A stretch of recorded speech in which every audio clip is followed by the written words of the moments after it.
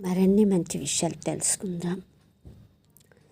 ఈరోజు చెప్పబోయేది తలనొప్పి గురించి. చాలామందికి తలనొప్పి అనేది ఒక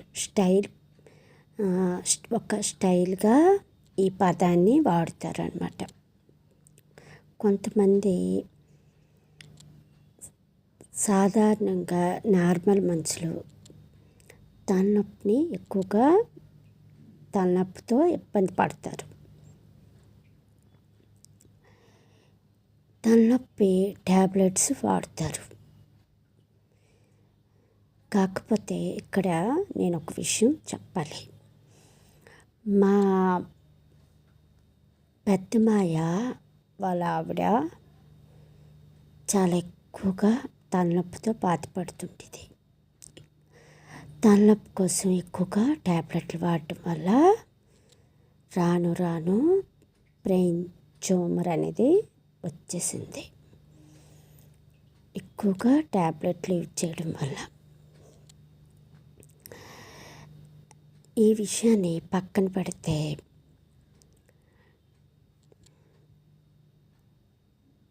తలనొప్పి ఎందుకు వస్తుంది? అది ఏమీ ప్రమాదకరం కాదు. స్టార్టింగ్లో మనం తలనొప్పిని చాలా ఈజీగా సులభంగా తగ్గించుకోవచ్చు.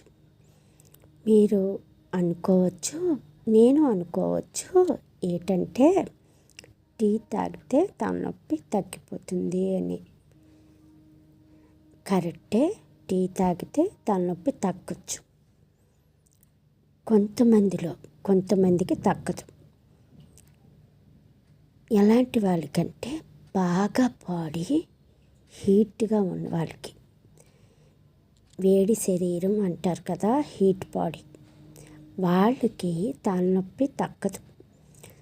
ఈ టీ తాగినా మెడిసిన్ వాడినా కూడా. అర్థమైందా?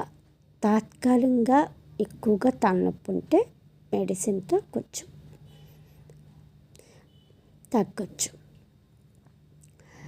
కానీ టైఫాయిడ్ కింద జ్వరం పెట్టడం, ఫీవర్ రావడం, ఇవన్నీ బాడీ హీట్.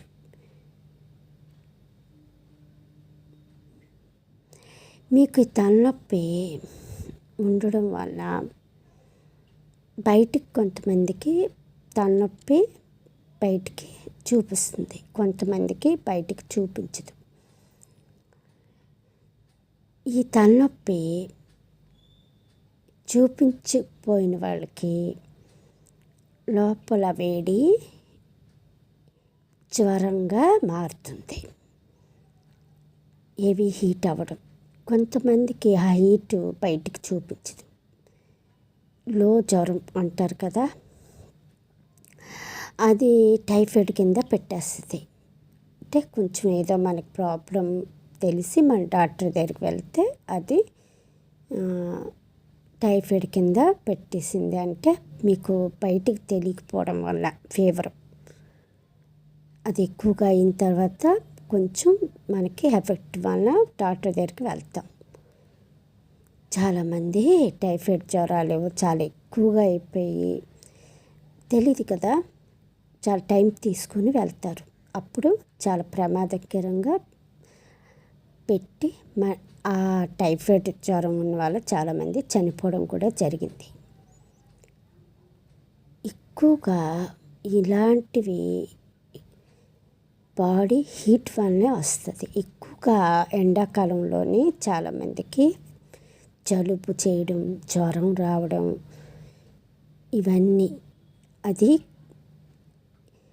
హీట్ బాగా అయ్యి వర్షాల టైంలో బయటికి ఆ హీటు విడుదల చేయడం వల్ల జలుబు, ఇన్ఫెక్షన్ జలుబు, దగ్గులు, వాతావరణం మారడంతోనే ఈ హీట్ బయటికి రావడం వల్ల ఇవన్నీ జరుగుతాయి అన్నమాట. ఇప్పుడు మనం అందుకే ఎండాకాలంలో మజ్జిగ తాగాలి అని చాలామంది చెప్తారు. పాముడికాయలు అదే కొబ్బరి బొండాలు ఇవి తాగమని అంటారు. ఎక్కువగా ఎండాకాలం పెరుగన్నం మజ్జిగ తీసుకోమని చెప్తారు. కానీ ఈ హీట్ బాడీ వాళ్ళు ఎప్పటికీ ఏ కాలానికి సంబంధం లేదు. వాళ్ళకి బాడీలో హీట్ ఉంటూనే ఉంటుంది. ఈ హీట్ బాడీ వల్లనే చాలా రకాలుగా ఈ జ్వరము, జలుబు, మళ్ళీ ఇంకా తలనొప్పి ఇవి ఎక్కువగా వస్తూ ఉంటాయి అన్నమాట బాడీ హీట్ వల్ల. దీనికి మనం ఎంత బాడీ హీట్ తగ్గడానికి మన ప్రయత్నం చేసినా హీట్ తగ్గదు. కానీ కంటిన్యూగా రోజు ఒక గ్లాసుడు మజ్జిగ, మళ్ళీ అన్నంతో పెరుగు, ఉదయం లేవగానే మెయిన్ గోరువెచ్చని నీళ్ళు తాగాలి. ఎందుకంటే బాడీలో ఏ ఇన్ఫెక్షన్ ఉన్నా గోరువెచ్చని నీటితో పోతుంది. మీకు బాడీ హీట్తో సంబంధం లేదు. అర్థమైందా? అలాగే ఈ అన్నంతో మజ్జిగ, అన్ని ఫ్రూట్ సలాడ్ తీసుకోవాలి. అది తీసుకుంటే మీకు కూల్ అవుతుంది బాడీ. అలాగే మధ్యాహ్నం అరటిపండు తీసుకోవాలి భోజనంతో. అర్థమైందా? ఈ ఫ్రూట్ సలాడ్ అనేది 11 గంటలకి తీసుకోండి. మధ్యాహ్నం అరటిపండు తీసుకోండి. మీకు తలనొప్పిగా ఉంది అనేవాళ్ళు కూడా అరటిపండు కంపల్సరిగా తినండి. దాంతో తలనొప్పి తగ్గుతుంది. చాలా బాగా మెడిసిన్ పనిచేస్తుంది అన్నమాట. ఎక్కువగా మందులు వాడితే మాత్రం మీకు బ్రెయిన్ ట్యూమర్ రావచ్చు. ఎందుకంటే ఈ తలనొప్పి మెడిసినే చాలా ప్రమాదకరమైనది. ఆ మెడిసిన్ ఎప్పుడు కూడా యూజ్ చేయకూడదు.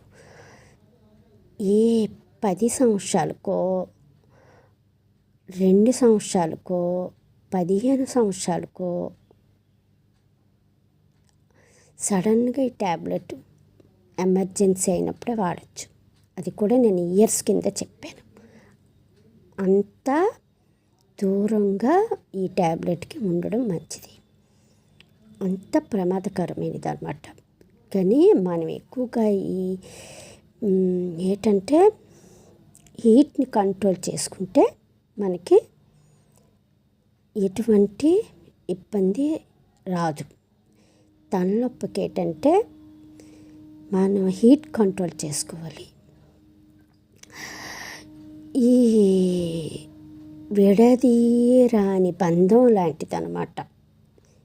తలనొప్పి అయినా, టైఫాయిడ్ జ్వరమైనా, ఫీవర్ అయినా